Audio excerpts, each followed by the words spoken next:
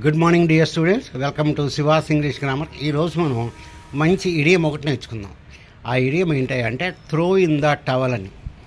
Throw in the towel మామూలుగా దాని మీనింగ్ని బట్టి మనం ఏమనుకుంటాం, టవల్ ఇసిరేసాడని చెప్పి అనుకుంటాం.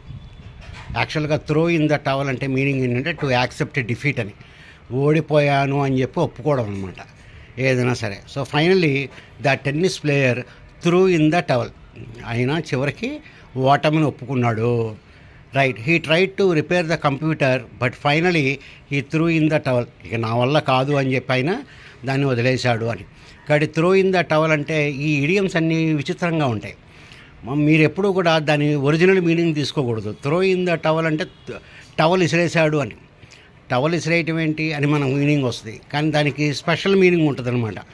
అక్కడ ఉండేటువంటి వర్డ్స్ని బట్టి మనకు మీనింగ్ రాదు. So he through in the towel, he accepted defeat, he gave up. He tried to solve the problem. Finally he threw in the towel. ఆ లెక్క చేయడానికి బాగా ట్రై చేశాడు, కానీ చివరికి అయినా నా వల్ల కాదు అని చెప్పి దాన్ని వదిలేశాడు. కాబట్టి throw in the towel, to throw in the towel అంటే to accept defeat or to give up something, ఏదన్నా వదిలేయటం కానీ ఓడిపోవటం అనే మీనింగ్లో మనం దీన్ని వాడతాం అన్నమాట. Good day to you all.